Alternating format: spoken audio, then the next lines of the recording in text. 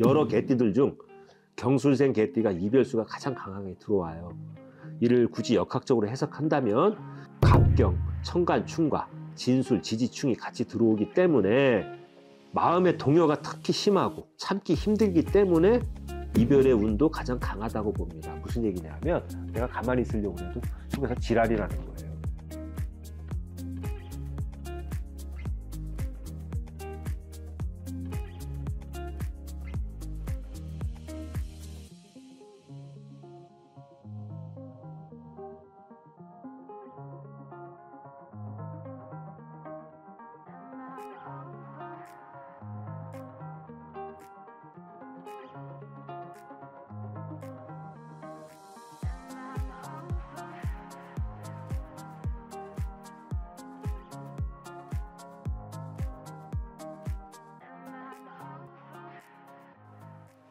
안녕하세요.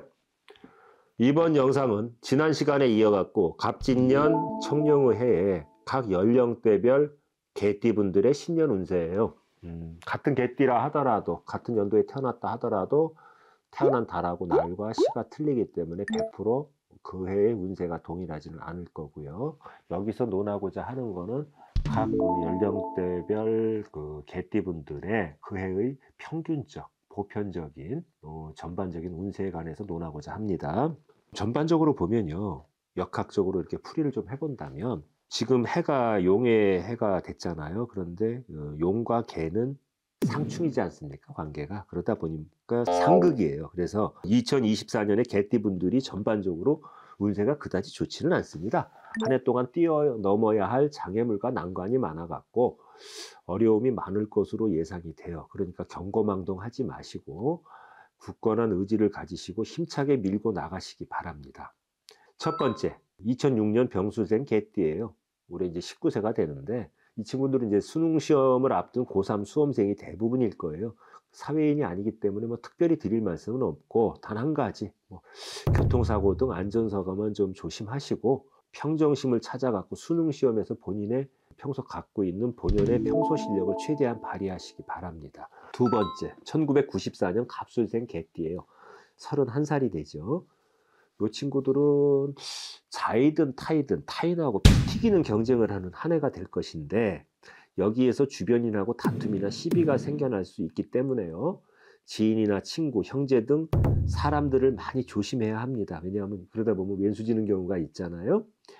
심한 경쟁을 하는 와중에 자존심을 지나치게 내세우지 마시고 자신의 과오나 단점이 혹 있다면 이를 숨기려고 하지 말고 과감하게 인정하고 넘어가야지 2024년 한 해를 무리 없이 지낼 수 있습니다. 인정할 건 인정하자 이거예요. 이동과 변화를 원하시는 분이라면 조급하게 상반기 하지 마시고 1년을 둘로 나눴을 때 하반기에 찬바람이 분 이후에 천천히 진행하시는 것이 좋습니다. 그리고 이분들 중 일찍 결혼을 하신 기혼자의 경우 부부간에도 좀 갈등과 충돌의 기운이 들어오니까 이 점을 좀 많이 조심하시기 바랍니다. 세 번째, 1982년 임술생 개띠예요. 43살이 되죠. 이분들은 갑진년에 속빈 강정처럼 실속 없는 바쁜 형국으로 지낼 가능성이 커요. 뭔가 열심히 노력하고 일을 해도 노력에 비해 갖고 결과가 빈약한 운세예요. 만약 새로운 일을 추진하거나 변화를 모색하고 싶어도요, 진행하지 마시고 좀 멈추시는 게 좋습니다.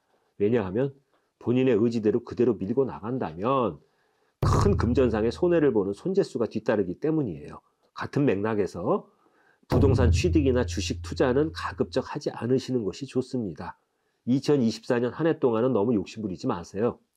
운세를 봤을 때 이혼수하고 이별수도 있어요. 그러므로 연인 간에 헤어지자고 다투고 계시거나 또는 기혼자의 경우 사내 못 사내 하고 계신 분들이라면 올 한 해 동안은 마음을 내려놓으시고요. 서로 화해와 용서로 보듬고 참고 견디셔야 합니다.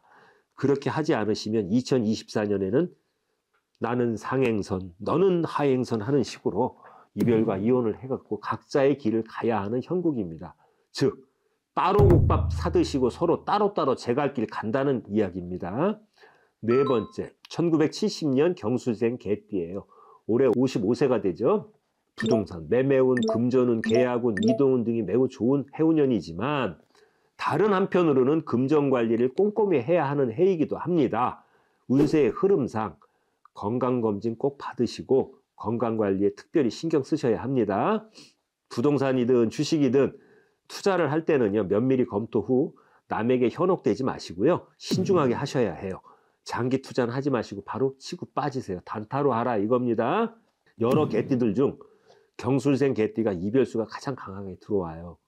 이를 굳이 역학적으로 해석한다면 갑경, 천간충과 진술, 지지충이 같이 들어오기 때문에 마음의 동요가 특히 심하고 참기 힘들기 때문에 이별의 운도 가장 강하다고 봅니다. 무슨 얘기냐면 내가 가만히 있으려고 해도 속에서 지랄이라는 거예요. 마음속에서.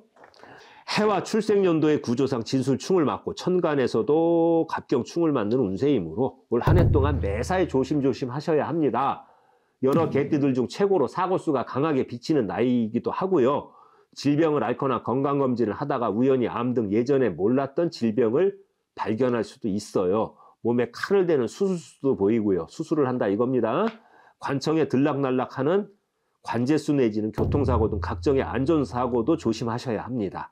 이 경술생은 올 한 해 몸으로 치는 운세이니까 꼭 조기에 건강검진을 받으시기 바랍니다. 다섯 번째, 그 유명한 58년 개띠예요. 1958년 무술생 개띠분들, 67세가 되겠죠. 이분들은 특히 건강관리에 신경을 쓰셔야 하고요. 일곱수잖아요. 성주운이잖아요. 인생의 마지막 성주운이 들어옵니다.